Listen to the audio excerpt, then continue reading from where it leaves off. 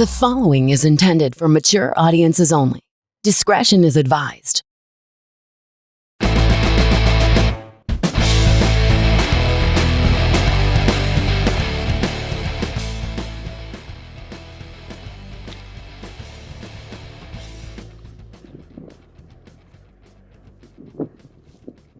So we escaped New Orleans. Originally we got to New Orleans 6 a.m. on Monday. Was going to leave 11 a.m. noon on Tuesday. Didn't end up leaving until about 10 a.m. on Thursday. By my estimations, it took us 5 hours to drive what should have been a 2-hour drive. Most of I-10 was shut down. For, I'm assuming, snow removal. Trying to get out of the city was, even after 2 days after the snow had finished falling, was incredibly difficult. I won't say a nightmare, but it was difficult. There was issues. There was a problem. A lot of the roads and bridges were still closed off. Like I said, I-10 was closed off. And so I had to take smaller 2-lane highways that are like 45 miles an hour maximum speed limit. And of course, there was other people on the road, so a little bit of traffic. It wasn't so much traffic. It was just driving slower on smaller highways. By my estimation, I think a 150 to 200 mile stretch of I-10 was closed. Which is even weirder because the farther you got away from New Orleans, the less snow there was. I mean, as soon as you got out of the city limits, there was pretty much no snow. Maybe the remnants of 1 or 2 inches of snow. But we made it out. We made it as far as Houston. I found a punk rock bar, like metal bar called The Secret Group that does like karaoke, and they have bands, and obviously comedy, and these guys that run a comedy show. And I mean guys specifically because they are just that. More going back to Playing About Guys. The comedy show, they had a comedy show and then an open mic afterwards. I messaged them ahead of time. I was like, hey, is it cool to still get a spot on the open mic? Because it was kind of vague, the info on their website or in the Facebook events about sign up. Of course, I don't get a reply, but I get there, I finally talk to somebody. They're like, yeah, no problem. And I watched the show beforehand, and it's just a string of just unfunny dudes. I literally had to walk out of the room because I get tired after the 5th comedian in a row just talking about eating ass. It's like, this is what you guys want to do with your comedy? This is what you want to talk about? How fake scenarios of your girlfriend beating you up and how you're a pedophile? Not one woman on the show. There's not one woman who does comedy in all of Houston that you could book. Diabetes and not type 2, but clearly I'm type 2 material. Like, the only thing I'm going to be first out of my group of friends is beating them to the grave. All right, fuck you guys. Don't back up on me now. This is an open mic, which means the back of this room is all full of comedians, which means each one of them knows exactly how much weight their ceiling fans can support. Hey, sound guy, can you bring up the lights? I think I made it too dark. And of course, it goes back to what the thing I complained about. Every joke premise is a question for the audience. Like, why are you going out there just asking the audience questions? And there's also nobody there. So you're asking questions to nobody. It's not like you're doing crowd work. You're just trying to set up your joke, asking a question. It gets so grueling, asking these rhetorical questions over and over, but still expecting some kind of response.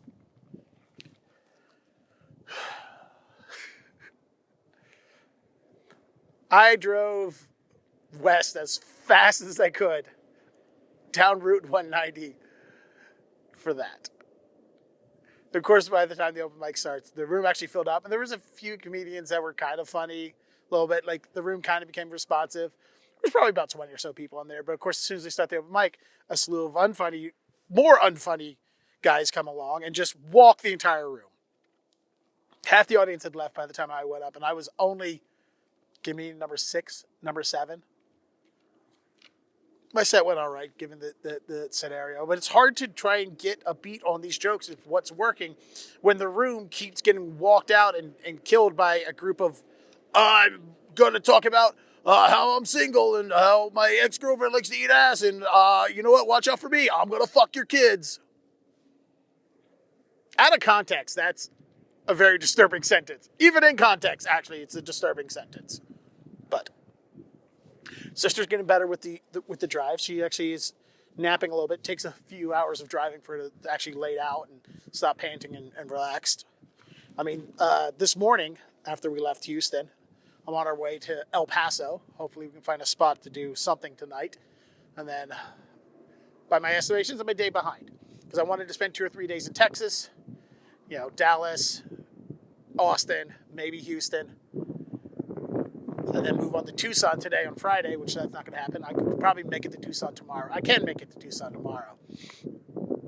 But if I try to make it to LA on Sunday, that's a long 8 to 9 hour drive from Tucson to LA. So one of the other things that is every person's credit basically on this show that was as seen on Kill Tony, which is that's a credit, I guess. Kill Tony, if you don't know what it is, it's a podcast of an open mic. Tony Hinchcliffe, who's a comedian, racist comments about Puerto Rico aside, comedian, who's in the sphere of the Joe Rogan crowd of people, hosts basically an open mic, and then they podcast it. Where's the problem with the show? And I've been talking to people about this because it's incredibly popular now. People love it. They're like, hey, would you ever do Kill Tony? And here's the thing, no. Because it's become such a circus. It's become so outlandish and over the top that you can't get any real jokes done. First off, the entire thing has been populated since day one without real comedians. It's been populated by people who are insane and deranged, people who don't do comedy, but they're comedy fans. They're like, oh, well, I want to be on the podcast, so I'm going to go sign up for it. And basically, it's 1 minute, 2 minutes of material. And the bar has been set so high on being offensive and outlandish and crazy that you can't tell normal jokes. And there's a panel of, Tony Hinchcliffe and other comedians there that kind of judge your material, and it kind of becomes a roast. Sometimes people are complimenting on it. And there's a band there, and it's a spectacle. And I'm happy for the guy that he built it from that. He built it on the back of insane people. A couple of my friends have done it, and they've done well. But, you have to, there's the quality of joke is second to having to be so insanely over the top that it's not worth it. I don't do offensive comedy, I don't think. I don't want to do offensive comedy. I don't want to say something so crazy and outlandish that it gets a reaction. I just want to go out there, tell my stories and my jokes and make people laugh. You can't really do that on that show anymore. It's such a cavalcade of mentally ill wannabe comedians. They do it in Austin, and he has traveled it around. I mean, they did Madison Square Garden, so it is quite popular. But it's not for me. But anyone could get on it. You just put your name in a bucket, and if you're the lucky one drawn, boom. You have a popular critic of Kill Tony. I'm sure some people have gone on to doing actual real comedy, headlining clubs and getting tours because of how well they do on Kill Tony.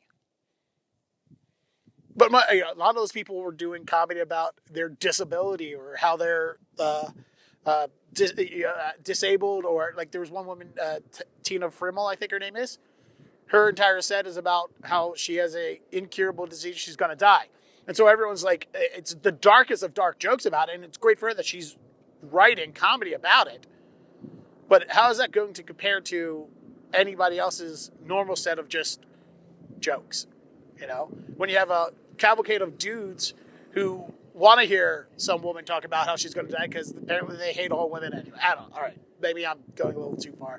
I've been in a car too long. I've been in a car too much. I've been alone with my thoughts for too long.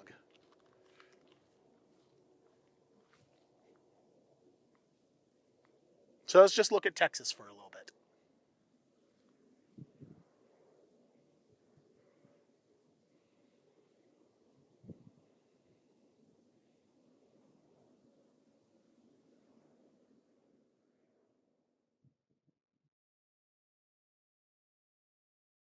And also on a positive note, God, do I really like Buc-ee's. If you have not been to a Buc-ee's, it's like a truck stop had a child with a doomsday prepper. It is a huge gas station. with everything you could possibly want on it. The prices are so cheap and reasonable, and the product quality is pretty good. I got a whole big bag of chocolate covered raisins, which I probably shouldn't be eating, but they're very delicious. I got gas, the cheapest gas I've gotten so far, which was $1.51 a gallon. Now, in fairness, it was $1 off per gallon, up to 15 gallons, because I did buy a car wash, and of course I actually wanted to get my car washed. So, $16 car wash saved me about $12 or so in gasoline. And the reason I needed to get the car wash, I wanted to hold off to LA to get the car cleaned and detailed and everything, clear sister's dog hairs out of it, and get everything washed and done. But it was so caked in mud and water, snow from the melted snow, everything. No salt. Again, New Orleans has no salt. They didn't put salt on any of the roads. So my car wasn't covered in salt water like it normally is in New England when it snows. You know, you get the melting snow and the salt. So it was just caked in melted snow mud. So at least I got some cheap gas too. There's the bright side. So I was supposed to hopefully have a show in Tucson, Arizona that I end up having to pass on or miss because of being stuck in New Orleans for those days. And I was just driving from Houston through, and I was just not going to make it to Arizona in time. So I missed an opportunity for a show. But I stopped off in El Paso, and I decided I was going to sleep in El Paso and then move on that night. And well, it turns out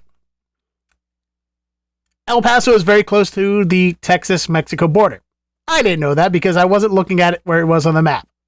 And I accidentally booked a hotel room while I was driving around getting gas and getting myself situated in El Paso, and accidentally booked a hotel in Juarez, Mexico. And now, of course, I did not have my passport with me. I also didn't want to go to Mexico. I accidentally, the directions, it wasn't until I put the directions in my GPS and it put me in line for the Mexico, U.S., Texas border that I realized, oh, this hotel is in Mexico. No wonder it was so cheap. So lucky I was able to get out of that line before having to get stuck by customs. And I was able to also thank you, Marriott, for refunding my prepaid purchase for that hotel room that I accidentally booked in a country where I don't speak the language and no one at the hotel spoke English. I know I tried calling and they refused to admit that they understood English, but unfortunately there was also no comedy to do in El Paso. I think there was one club and I reached out to them about a guest spot and heard nothing back, which, yeah. It's the day of. It was the afternoon of. It's not that surprising that they're like, no. So I just had a night off to relax in El Paso. Sister and I sat in the hotel room. We ate a pizza. And we just watched some TV, did some podcast work, and just enjoyed the night. And then we moved on into New Mexico, which also El Paso is right on the New Mexico border. It's real quick and easy to get into New Mexico. And there's not much to tell about New Mexico because I just drove straight through New Mexico. And that's one of the things about this tour is thinking about the states and cities that you visit and the state. What qualifies as visiting a state? What qualifies as the state that you have been to? Some people say is if you spend a night in that state, you've visited it.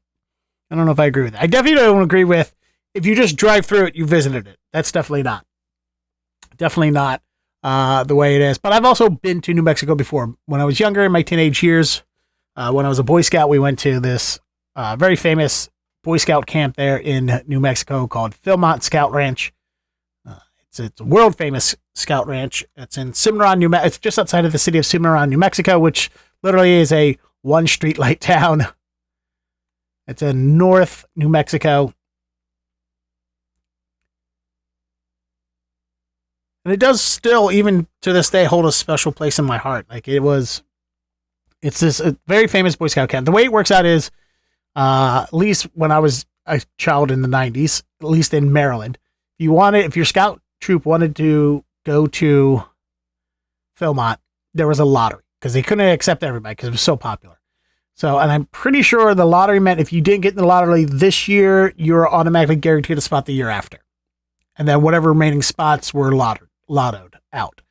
And my years in my troop, we went twice. I went once, and then when I was much younger, they went a couple years before it. And when I went, I was the youngest in my group to go.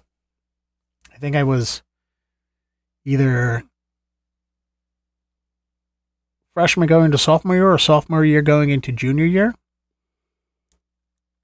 And I mean, it's a trek. It's a lot of, it's 7 days on the trail through the desert of New Mexico with, 60-pound pack of your food and your supplies and equipment and everything you're going to need. And it's a very expensive trip. I think back when I was a kid, I want to say it was like $800-900 to go, which may not seem like a lot of money today, but in the 90s, that was a lot of money. And especially when you're talking about a working class family, like my parents really had difficulty affording that.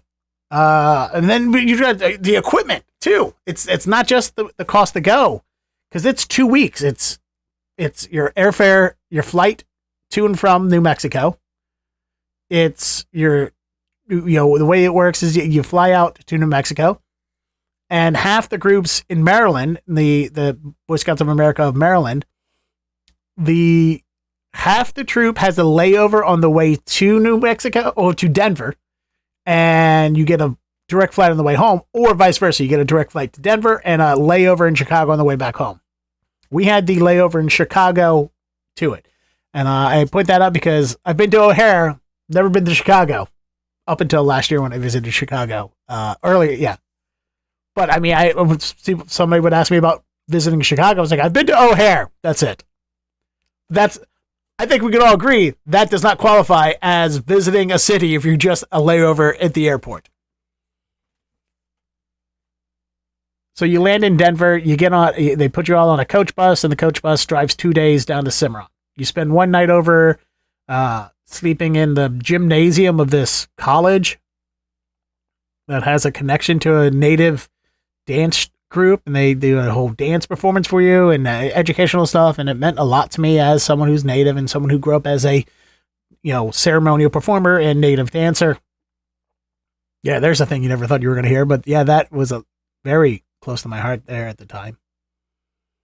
And then you did another day of a bus travel to the base camp, and like, it is an intense hike. You're walking, 10 to 20 miles a day with 60-pound pack, everything on your back, out in the middle of Nowheresville, in the middle of the desert, and the valleys and the mountains and the hills, and it's very intense. I remember my friend Bernie, who was in our troop. He was a year or two older than me. Overweight, right? And they take safety very serious out there because they have to. If you're out in the middle, I mean, you're on the trail for 7 full days. You're at that camp for 10 days. You're in the base camp for 2 days. You're on the trail for 7. You come back to the base camp for another day. You get back on the 2-day coach bus ride back to Denver Airport, and you fly back, in my case, to Baltimore. But I think the week or two before we had arrived, an adult scoutmaster had a heart attack on the trail and died. So not only did they take safety very serious, they took it extra serious when we were there, because our friend Bernie, he's like 16, 17 years old. Yeah, he's overweight, but they're like, your blood pressure's too high. You're too overweight. We don't think medically that you will be safe on the trip. So you have to stay here at the base camp. Yeah, they could have sent him home. Like, do you think about that? Like, the money that his family spent so he could take this trip, and he ended up sitting for 7 days by the way, by himself. All the rest of us went on the trail, and he was alone, a 16, 17-year-old kid alone in a base camp at a scout ranch where there were very few people around because everyone else was on the trail. I mean, people were constantly coming in and going and going, and man, you got to think about how lonely and how sad, how depressing that is. That you're excited to do this once in a lifetime, potentially once in a lifetime trek, and then be told that you're too overweight to do it. He had a physical. His doctor let him do it. You also have to get physicals. You have to turn in a doctor's physical before you do this trip to Philmont. I remember feeling so bad for him. Think about how much fun he missed out on. But he was a very outgoing guy. I'm sure he made a lot of friends, especially with the staffer at the base camp. And I'm sure, he enjoyed, like, my troop, we were super intense. Like, you think the kids who are in Boy Scouts are nerds. We were not the nerds. Like, we were nerds, but we were also, like, military nerds. Like, we were intense nerds. We did we took trekking very seriously. We took scout leadership very seriously, my troop. And so it's like, we were the tech theater. Like, a lot of the kids in my troop, we all went to the same high school together, or one of two high schools together. A lot of us were tech theater nerds, but that was because we were a theater intensive high school. So, like, we were the cool kids doing tech theater because we knew tech, not because we were nerds. Like, we did some serious, like, we had a rule, no candy while on the trail. You go to do these things and every kid's going to the outpost at the end of the night and they're getting ice cream and candy and snacks and chocolates and all this stuff. And we're like, nope, no sugar on the trail. No sugar on the trail. We had it. So, I mean, maybe he enjoyed having, not having to walk 20 miles a day and carry his pack around. And he actually got to sit every night and eat ice cream and candy and whatever he wanted to, where we were pretty intense. There was a couple of adults that gave up coffee while on the trail because, that's their treat. That's their stimulant. That's their sugar. So, we took it pretty serious. Even when we're not at that camp, like when we did our other summer treks, we took some pretty extreme trips.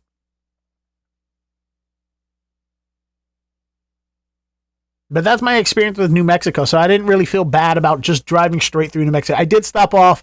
All right. So I think what constitutes as visiting a state or visiting a city, I don't think you have to spend the night there. I don't think that's true. I don't believe in that. I think if you go there with an intent and a purpose to visit something significant. Like if I'm here, back home in Boston, if I drive to Providence to try a new restaurant, that's visiting Providence. That's visiting Rhode Island. I went to this thing, even though I didn't spend the night, maybe only been a couple hours, turn around, go back. Stopping off for gas, not significant enough. So I did not visit. I did stop in New Mexico at this, rest stop, tourist attraction. And I just had to. They had billboards leading up to it. It's like, the big robot, come see the big New Mexico robot, and aliens. And I was like, oh, I gotta see what this roadside attraction is. And it was pretty cool. It was totally schlocky. It was complete waste of time, but I enjoyed it. Like, it's New Mexico, so they play into the Area 51 and the aliens and stuff like that. They had this, just for no reason, this robot, looked like a Transformer Bumblebee robot display that you just, hey, come see it and take a picture of it. Why? Because we want your business. And of course they have all kinds of t-shirts for sale. It's, they had this really fun little painted exterior that looked like Old West saloons and Old West homes and stuff like that. They're all full of puns, and it was adorable. It was cute. Sister and I stopped in there. I just had to. We didn't get gas, but we stopped in, we walked around, we looked at stuff. I found a buck knife that had my name on it. Now, growing up with the name Dennis, you think it's a very common name. It's not common. I grew up a lot of times, you have the license plates or the name tags or so many things you grew up, so many tourist tchotchkes and souvenir stuff have names on them. And growing up as Dennis, very rarely did I ever see Dennis. So the fact that I saw something with my name on it and it's a pocket knife, I'm like, well, I'm going to buy that. And I had a chocolate chip cookie because they smelled so delicious, and I'm sure they are prepackaged. You just heat them up. It was not fresh made on premise chocolate chip cookie. But even though I had enough, as if I didn't have enough chocolate chip cookies at Flappers Comedy Club while I was in LA, this was on my way to LA. So I knew there was a lot of chocolate chips in my future because there's been a lot of chocolate chips in my past. But it was cute. I would never recommend anybody to stop at it other than the whimsiness of it, but it was fine. I enjoyed it. And then we moved on through New Mexico, got back in the car, and just went. And it's flat, and it's long, and it is driving. And we drove all the way to Phoenix, Arizona. Phoenix, Arizona! Didn't really stop over the night. I mean, I made plans. I tried texting some friends about Phoenix. And I ended up just going to a comedy club in Phoenix. It's a big comedy club. It's a chain of them, and I'm forgetting the name of it. But Adam Ray that was there, performing as his Dr. Phil character. And I was like, oh, most comedy clubs, the way it is with comedy, most comedy clubs, they will let you in, if you're a comedian, just let you into the show for free. And I think if it was a regular night, they would have. But the whole place was sold out, packed, multiple shows. They're like, no, we're not. We don't have the room. You can't stand in the back. And it was disappointing because my friend Jeff Wiles, who was a comedian in Boston and then moved to Brooklyn, he was out there and he was doing a set on the show. I didn't know that. Like, I'm literally just walking up the stairs to the comedy club, which is in like a big, huge, like, nightclub brokerage area where you have all the shops and all the bars and everything, like a power plant type area. And that's where the comedy club was located. And I see Jeff and we just kind of did a double take. It's like, what are you doing here? Huh? And so it was nice to hang out with him and see somebody and just chill. And we had a couple drinks and we just hung out and got back in the car and just drove overnight. And it would have been nice to see Adam Ray. I feel regretful that I had opportunities to interview him for news articles and possibly the podcast years in the past, and I feel regretful they never took the advantage of that because I didn't care about him. I didn't care about his co-host. It was for his podcast about last night. That's what they were coming to Boston, and they wanted me to interview him to help promote the thing, and I just turned it down. I wasn't interested in it, and I regret it. I do regret it. I don't hate his comedy in any way, shape, or form, but it would have been nice. I should have taken the opportunity. That's what I'm saying. And apparently Adam's a really nice guy. Jeff opened for him back here in Boston a bunch of years back and remembered him and let Jeff, while he was in town in Phoenix, do a spot on the show. So hats off to Adam for helping out my friend Jeff, putting him on a packed, sold-out show in front of a big audience. And I was talking to Jeff about the scene. Like, why is he out there? It's like his family's out there, so he was visiting his family, and he was out there for a little while to visit his family in Arizona. And he was telling me there's more stage time in Arizona than there are comedians, which is the opposite of everywhere else. We've been talking about there's too many comedians around, and in Boston, there's definitely not enough stage time with comedians. And I could go on about the Boston scene. There was an incident. I'm recording this part back home in Boston, and I was at a show talking to a comedian, and new things have developed. That's future down the line talk. We'll talk about that stuff later, but Phoenix, I don't know. I can't say that Phoenix was nice because I drove in, went to the club, hung out, and then left. And then slept in the car as I drove Sunday to LA. And I spent the next 36 days in LA. And I loved every second of it.